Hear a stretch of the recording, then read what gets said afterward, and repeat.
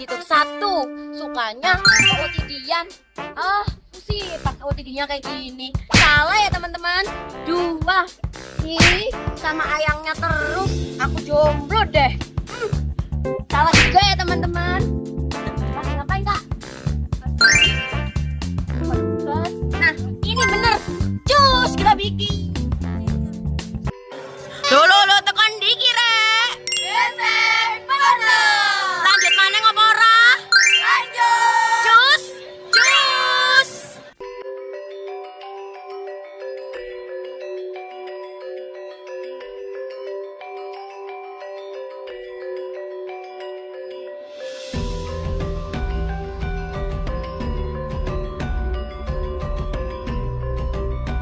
Makanya di sini bersama kakak siapa? Kak Anggit. Kami akan memberikan wawancara 1. Peristiwa sejarah apa yang paling penting terjadi di benteng ini? Jadi peristiwa di benteng ini adalah pada saat Belanda melakukan program tanam paksa. Jadi kontrol tanam paksa itu berada dari sini, dari benteng. Jadi terjadinya tanam paksa itu pertama kali ada di benteng Padang. Jadi apa benteng Padang? Ya kontrolnya dari sini. Oh baik. Jadi Belanda membuat program tanam paksa dan dia melakukan kontrolnya dari benteng ini. Baik kak. Nah, jadi kita berada di bangunan ketiga yang tepat menghadap posisi Sungai Bengawan Solo. Nah, bangunan ketiga ini terdapat 3 lantai. Lantai pertama dan lantai kedua menjadi tempat tinggal para prajurit dan lantai ketiga sebagai tempat latihan para prajurit. Assalamualaikum. Pada kesempatan ini kita sudah berada di makam Kiai Muhammad Nur Salim.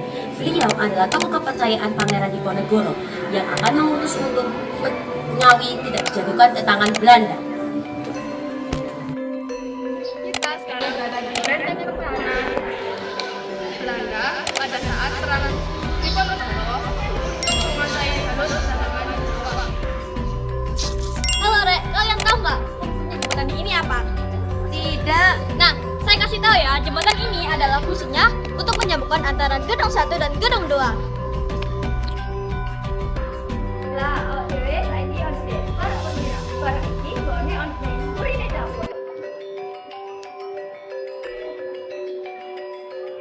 Tingkat siji karo loro nggone nganggo prajurit istirahat dan ketemu bangunan bangunan. Halo Rek, saiki awake dhewe konsep dapur. Dapur iki terletak di sini. Bangunan kantor utama atau kediaman jenderal. Ini dapur iki ana 2 sumur dan bangunan ini terbuat dari tembok. Nah, inilah tempat selanjutnya yaitu rumah sakit kecil atau klinik kecil yang biasa digunakan untuk menangani penyakit yang terjangkau.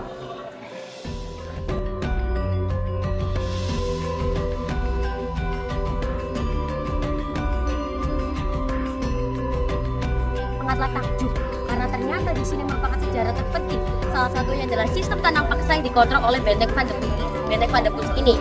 Dan sebagai pelajar, saya terus akan melestarikan, akan mempromosikan wisata ini. Loh, destinasi nomor piro iki? Loro. Nang ndi iki? Museum Trinil. Api pora? Api. Lanjut. Jus. Nah, jadi kita sudah berada di lokasi kedua yaitu Museum Trinil yang berada di Ngawi juga. Kira-kira di dalamnya ada apa aja ya? Terus ikutin kami, kita lagi. Kita tiba di Museum Trinil yang terletak di Ngawi, Jawa Timur. Museum ini merupakan lokasi penting dalam sejarah dunia karena disinilah seorang ilmuwan berasal Belanda menemukan fosil manusia purba Pithecanthropus erectus pada tahun 1891. Penemuan ini membuktikan bahwa Indonesia menjadi salah satu tempat penting dalam perkembangan manusia purba. Di dalam museum, pengunjung dapat melihat berbagai koleksi fosil seperti tengkorak dan tulang manusia purba, fosil hewan prasejarah seperti gajah purba, banteng, dan kerbau, serta replika alat-alat batu yang digunakan pada masa itu. Selain itu juga terdapat diorama yang menggambarkan kehidupan manusia purba di sekitar Sungai Bengawan Solo, mulai dari cara berburu, mengumpulkan makanan, hingga membuat alat sederhana.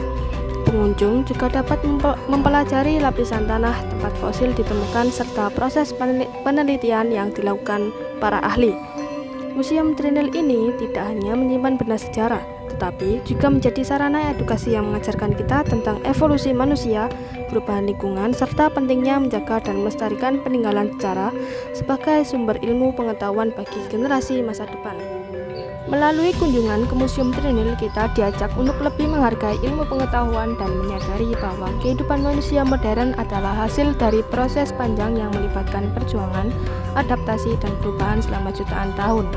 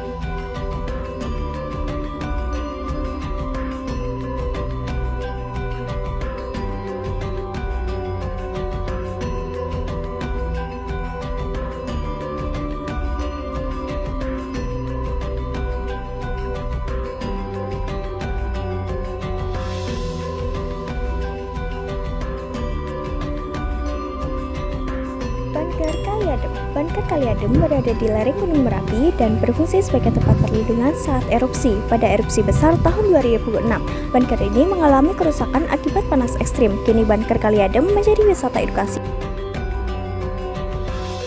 Selamat datang di Museum Mbah Marijan. Museum Mbah Marijan didedikasikan untuk mengenang sosok juru kunci Gunung Merapi yang dikenal karena kesetiaan, keberanian, dan keteguhannya dalam menjalankan amanah. Mbah Marijan mengabdikan hidupnya untuk menjaga hubungan antara manusia, alam, dan nilai spiritual.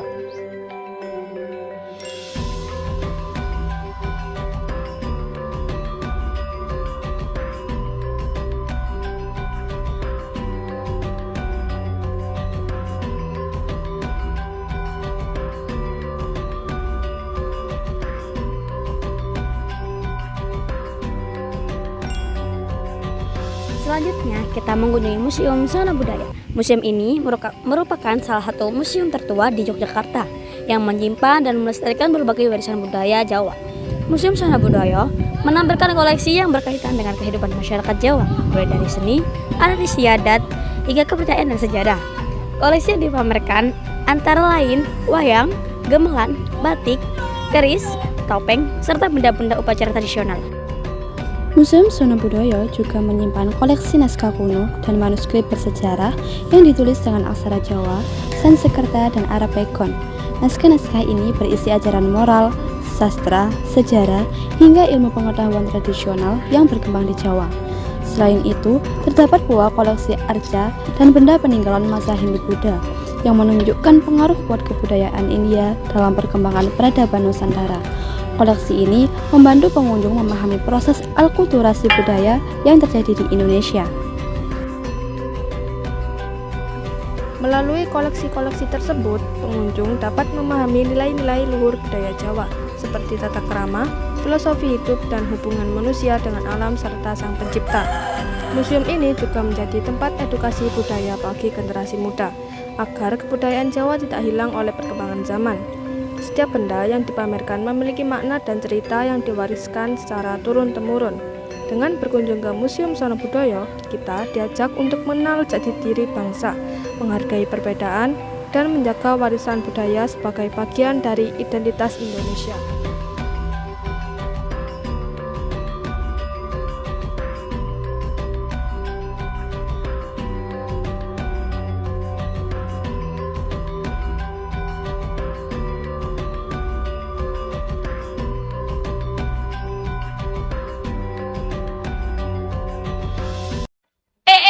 Udah selesai, ada semua yuk.